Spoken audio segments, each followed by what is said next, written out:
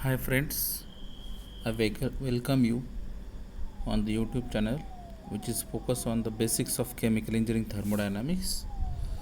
Today I am going to discuss about the relation between Cp and Cv and Joule-Thomson coefficient. So before going to start the detailing of all the relations or equations, we must know what exactly the specific heat and heat capacity. So the specific heat is also called as specific heat capacity.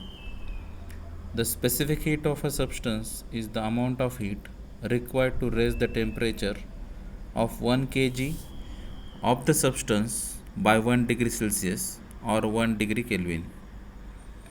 So that is why its unit is joules per kg K.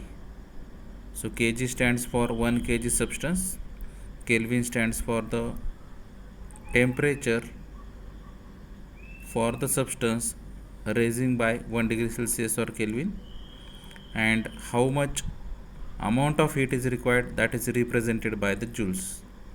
So the specific heat is joules per kg K. Now the relationship between specific heat and heat capacity is specific heat is equal to heat capacity per mass, and heat capacity can be defined as the quantity of heat required to raise the temperature of a substance by 1 degree Kelvin or by 1 degree Celsius is defined as heat capacity. So, but the basic difference between specific heat and heat capacity is in the heat capacity, the kg or the amount of substance is not there. It means it is considered as unit mass of the substance. So when it is considered as unit mass basis, then it is called as heat capacity. And if it is based on the unit mole basis, then it is called as molar heat capacity. So it is denoted by C with units kilojoules per kilomole K. As the heat capacity varies with temperature, C is given as C equal to dq upon dt. As Q depends on path, C is uncertain, so its condition should be known, that is constant volume or constant pressure, and that is why the concept comes that Cp and Cv. So the general C stands for the molar heat capacity.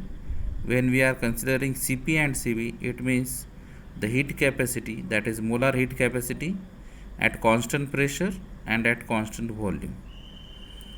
So heat capacity can be again rearranged in the equation like heat capacity equal to specific heat into mass. Now the next concept is molar heat capacity at constant volume, that is represented by C suffix V. So C is equal to dq upon dt.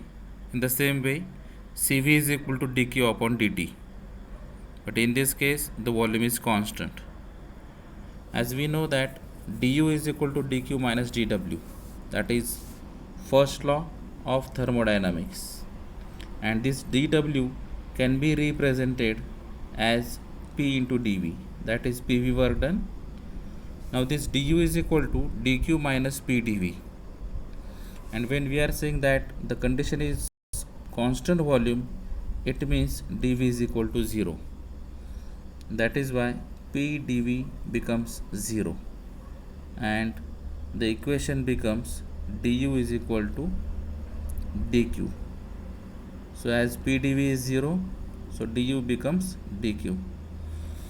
Now du is equal to cv dt, because we know that dq is equal to cv dt, and now we get du is equal to dq. So replace this dq by du, we get du is equal to cv dt. So we can rearrange this equation as Cv is equal to du upon dt, or Cv is equal to dA by u by dA by t at constant volume. Now this dq or du is equal to Cv dt. So we can write this equation in terms of integration So the integration of dq is q, du can be written as delta u for the integration purpose, and this cv dt can be integrated between t1 to t2. So putting this integration sign, we get q is equal to delta u integration cv dt integration limits t1 to t2. So T1 and T2 are the initial and final temperatures. So this solving this integration, and by putting the CV outside the integration, that is CV is nothing but the heat capacity at constant volume, so that value is constant. So we can put this outside the integration and we get the integration of dt as T2 minus T1. So we get the equation q is equal to delta u is equal to cv delta t. So this is the molar heat capacity at constant volume, that is cv. So we can get the calculations like q is equal to delta u for constant volume process. So this is one of the conclusion. Then second, molar heat capacity at constant pressure. As we know that cp is equal to dq by dt. So it is again the basic definition of molar heat capacity, that is C equal to dq by dt. Now we are writing Cp because the pressure is constant. So rearranging this equation, we get dq is equal to Cp dt. Now we know that du is equal to dq minus dw. Again we can put this dw as p dv, that is work done. Rearranging this equation, we get dq is equal to du plus p dv. So as the basic definition of enthalpy is H equal to u plus pv, and in the differential form dH equal to du plus derivative of pv. So this is the similar equation in this case, that dq is equal to du plus p dv. So as the pressure is constant, it means p dv is nothing but dpv, because derivative of product is p dv. But in this case pressure is constant, so we can put the capital P as a pressure outside the derivative, and simple p dv remains. So this p dv is nothing but derivative of pv. So if we refer the basic definition or derivative form of enthalpy, dH equal to du plus dpv, it means dq is nothing but dH. So now we are writing from this equation dq is equal to cp dt. Now we are writing this dH equal to cp dt, or cp is equal to dH upon dt. So we can write this equation in terms of partial derivative also.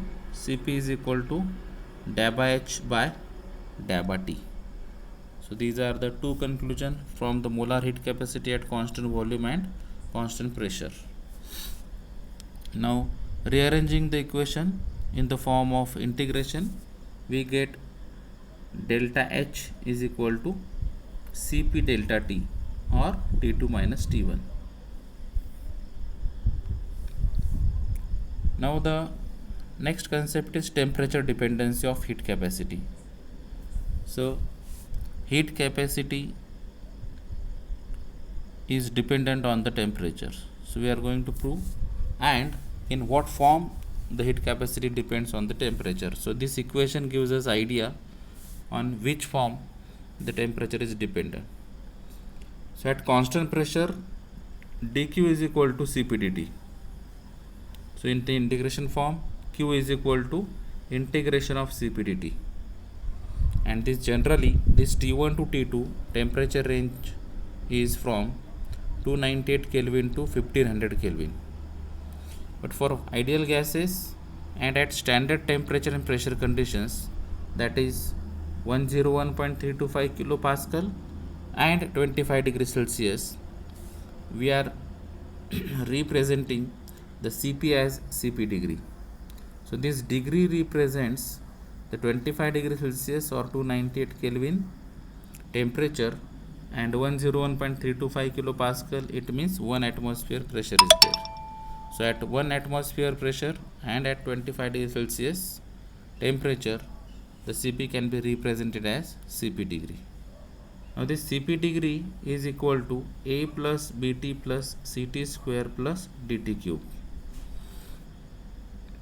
So where T is in Kelvin, A, B, C are the constants, and Q can be written as integration of, so here the basic equation is Q is equal to integration of Cp dt T1 to T2 integral limits. Now this Cp can be represented as A plus Bt plus Ct square plus dt cube for the standard temperature and pressure conditions. So Q can be written as integration of A plus Bt plus Ct square plus dt cube dt, and for n moles, n into integration of A plus Bt plus Ct square plus dt cube into dt. So taking the integrations, we get n times A into integration of 1 is t, and by applying the integration limits we get A into T2 minus T1.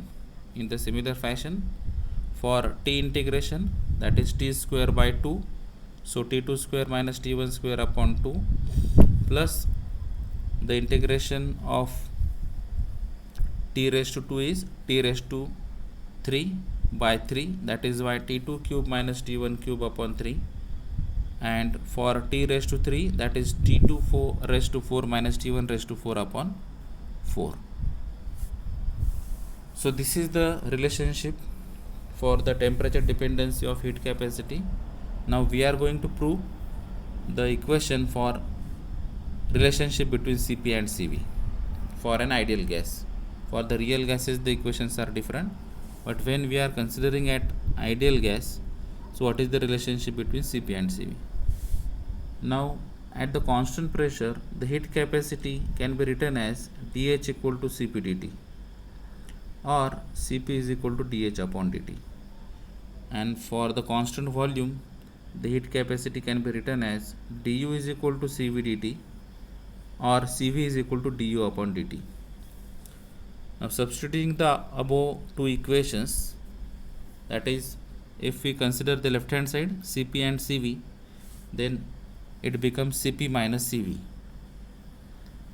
On the similar line, the right hand side subtraction is dH upon dt minus du upon dt.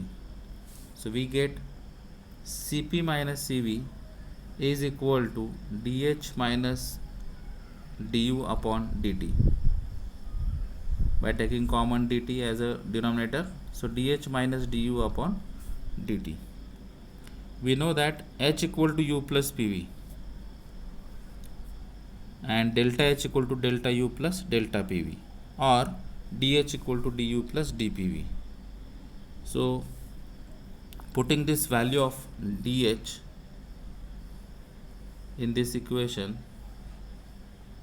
we get Cp minus Cv equal to, now putting the value of dH in this equation, du plus pdv minus du upon dt. So in this case, du minus du gets cancelled and only derivative of pv upon dt remains.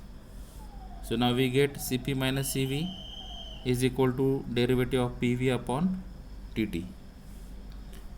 As you know that pv is equal to RT for ideal gas equation and for 1 mole of gas. So differentiating it with respect to yields, derivative of PV upon dt is equal to R, right? So we are using this PV equal to RT equation from the ideal gas law, and we get Cp minus Cv is equal to R, because on the right hand side of the previous equation derivative of PV by dt is there, and we know that derivative of PV by dt is nothing but R. So we can put this equation and we get Cp minus Cv is equal to R. So this is the relationship between Cp and Cv for an ideal gas. Now the next concept is throttling process. It is also called as Joule-Thomson porous plug experiment. In this experiment, a gas was followed to flow steadily through a porous plug to measure the changes in temperature and pressure of the gas. So here you can observe in the diagram that T1 P1 and T2 P2.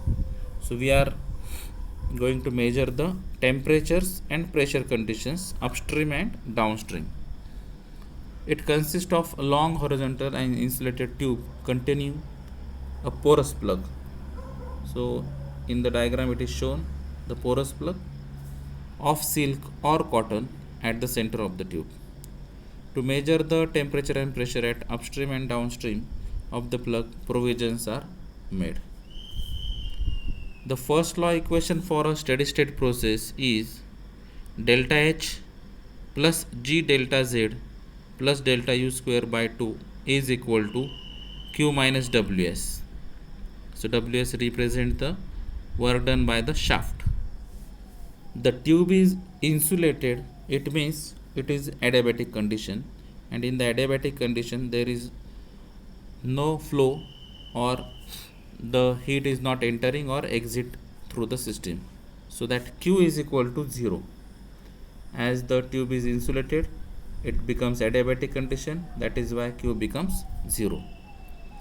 Here the shaft is absent, it means there is no shaft work involved. So Ws equal to 0. Since tube is horizontal, it means Z1 is equal to Z2. It means there is no difference between the height, that is delta Z is equal to 0. So G into delta Z becomes 0 again, and there is no significant change in kinetic energy. Delta U square by 2 is also 0. So that equation becomes, all the parameters becomes 0. It means delta H equal to 0. So delta H is nothing but H2 minus H1, that is equal to 0. It means we can write H1 is equal to H2. So in the Joule-Thomson porous experiment, one of the conclusion is the enthalpy at initial state and final state is equal. The fluid flows from the high pressure to low pressure region through porous plug. The enthalpy of the fluid remains constant. That is conclusion. The enthalpy of the fluid under throttling is equal to the enthalpy of the fluid before throttling. Throttling process is an isenthalpic process. It means enthalpy is constant. Enthalpy of an ideal gas is a function of temperature, and in the throttling process, no change in temperature, so no change in enthalpy. So enthalpy is a function of temperature. As the temperature does not changes, it means enthalpy also remains same or constant. So for an ideal gas, delta H equal to integration of Cp dt. It means Cp into T2 minus T1. We already observed this equation in the previous slides. For throttling process, delta H equal to 0. So we can put this delta H value as 0 in this equation, and we get 0 is equal to Cp into T2 minus T1. It means 0 upon Cp is equal to T2 minus T1. So 0 equal to T2 minus T1. It means T1 is equal to T2. So as H1 is equal to H2 in this throttling process in the Joule-Thomson porous plug experiment, so it again shows that temperature is also constant. As internal energy is a function of temperature, and here the temperature is constant, it means internal energy is also constant. So H equal to U plus PV, as we know the definition of enthalpy. For an ideal gas, PV is equal to RT. So we can write this RT instead of PV for this ideal gas equation. So H becomes U plus RT, and in the differential form, delta H is equal to delta U plus delta PV. So we can write this delta PV or RT in the H or delta H form. So for the throttling process, delta H is equal to 0. So we can put this value of 0 in the above equation, and we get delta U plus delta PV is equal to 0. Now we can put this RT instead of PV. So delta U plus delta PV is equal to 0, and delta PV is equal to 0 because PV is constant and R and T are constants. Enthalpy is constant, temperature is constant, and universal gas constant, that is R. So all the things are constant, it means derivative of this constant thing is 0. So derivative of RT is 0, it means derivative of PV is also 0 because PV is equal to RT for an ideal gas. So delta U plus 0 is equal to 0, it means delta U equal to 0, and again we are proving that internal energy for the initial and final states are same or remains constant because internal energy is a function of temperatures. So from the Joule-Thomson expansion or experiment, it gives us 3 points. First point is enthalpies are constant, that is H1 is equal to H2. Then second point is temperatures are constant, that is T1 is equal to T2. And then third thing is internal energy is constant, that is U1 is equal to U2. Now what is Joule-Thomson effect? The phenomena of change of temperature resulted when a gas is allowed to expand adiabatically from a high pressure to low pressure is known as Joule-Thomson effect. Because in the previous slides we discussed about the Joule-Thomson expansion or porous plug experiment, in which we discussed that the temperature is constant, enthalpy is constant, internal energy is constant, but the gas is expanding. The gas is expanding means volume is changing and pressure is also changing, but the temperature is constant. So this change of temperature in terms of expansion and in terms of pressure is nothing but the Joule-Thomson effect. So for an ideal gas, Joule-Thomson effect is 0. For an ideal gas, at constant temperature, enthalpy, internal energy are constant. In expansion, P and V, that is pressure and volume, changes. So internal energy at constant T is independent of P and V. It means mathematically we can write that delta U with respect to delta P at constant T is 0, because we already discussed that internal energy is a function of temperature, and here we are saying that temperature is constant. So as the temperature is constant, there is no change in internal energy, so this delta U with respect to pressure becomes 0. On the similar line, we can write this equation in the partial derivative form for the differential changes in pressure, that is del dA U upon dA P at constant temperature is equal to 0. And for the finite volume changes, delta U with respect to volume at constant temperature is again equal to 0. So at constant temperature, internal energies are also constants, so delta U is 0 with respect to volume also. And for the differential change in volume, we can write dA U with respect to dA V at constant temperature is equal to 0. So here the Joule-Thomson effect can be written in the mathematical way for the internal energy with respect to pressure and volume. So in the throttling process, as you know, H equal to U plus PV. So we can write this equation in terms of partial derivative. dA H by dA V at constant temperature is equal to dA U by dA V at constant temperature plus dA of PV with respect to dA V at constant temperature. So we are going to differentiate the basic equation, that is H equal to U plus PV with respect to change in volume but at constant temperature. So we get this equation, right? So for an ideal gas, already discussed in the previous slide that dA U with respect to dA V at constant temperature is 0. So put this value and we get dA H by dA V at T is equal to dA U by dA V at T plus dA of PV by dA V of t becomes, putting this value as 0, we get this equation delta H by delta V is equal to delta PV upon delta V at constant temperature. As PV is constant, because RT is constant and PV is equal to RT, which is the equation can be used for the ideal gases. So R is universal gas constant, we are saying that temperature is constant. So RT is constant, it means PV is also constant.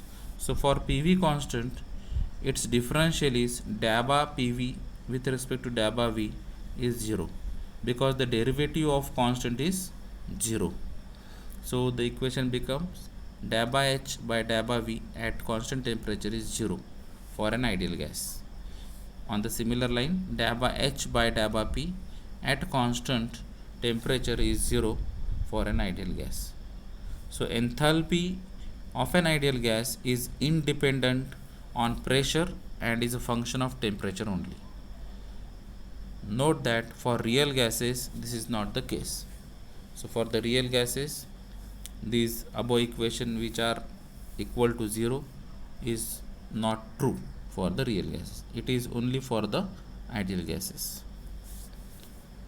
Now what is Joule-Thomson coefficient?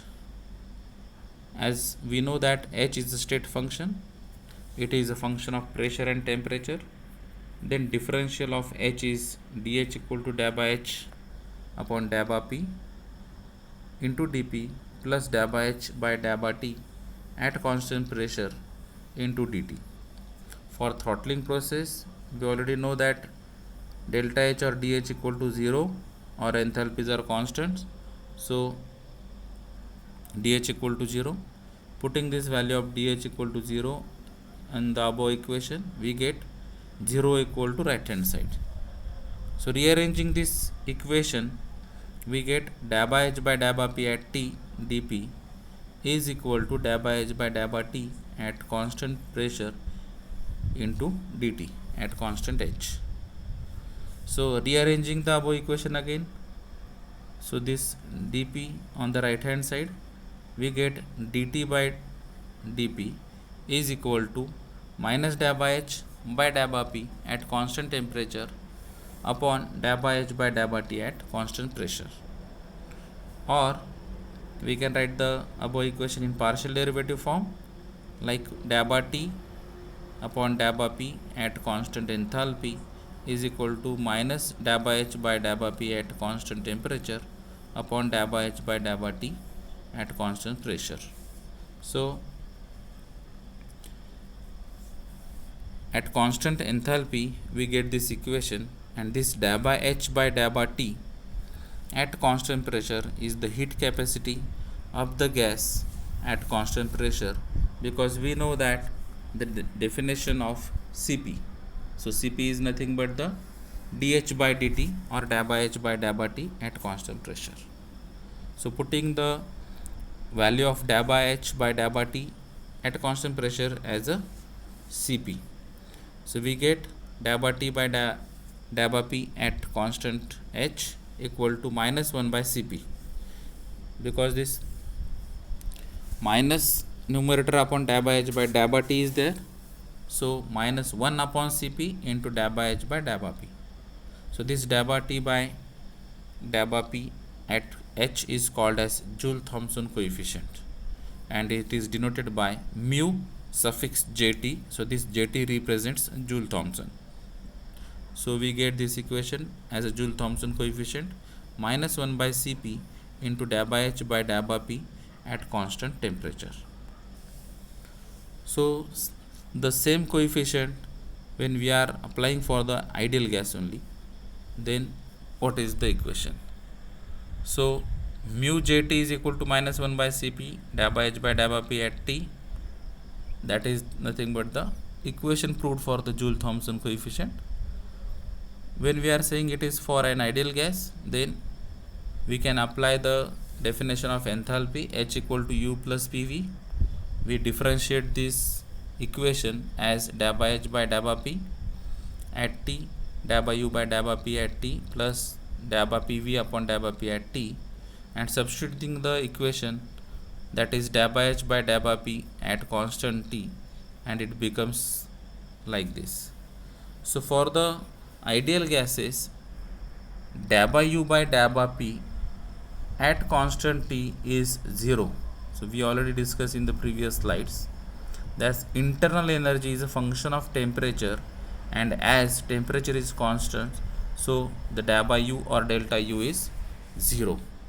When it becomes 0, so obviously that one of the parameter becomes 0 in the right hand side, and the second side is derivative of PV. So we already discussed that R is universal gas constant, temperature is constant. So RT is constant, it means PV is also constant for 1 mole of an ideal gas. So as the derivative of PV means derivative of constant is 0, so the second part of that right hand side is also becomes 0, and in this way we get that mu JT means Joule Thomson coefficient for an ideal gas is equal to 0. So this Joule Thomson coefficient can be represented in terms of PT diagram. So on the x-axis pressure is there, on the y-axis temperature is there, and different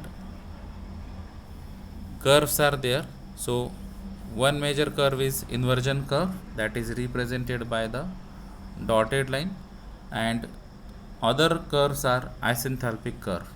So there are different conditions, and with the help of these different conditions, different isenthalpic conditions are drawn, and it represent the condition of Joule Thomson coefficients. So here the Joule Thomson coefficient slope is equal to 0. The slope equal to 0 means Joule Thomson coefficient is equal to 0 at this condition. When we are observing this area, it means this is the cooling area, and in the cooling region that mu JT Joule Thomson coefficient or the slope is positive, that is greater than 0, and in this area that is in the heating region the Joule Thomson coefficient is negative, that is why the value of slope is less than 0. Thank you.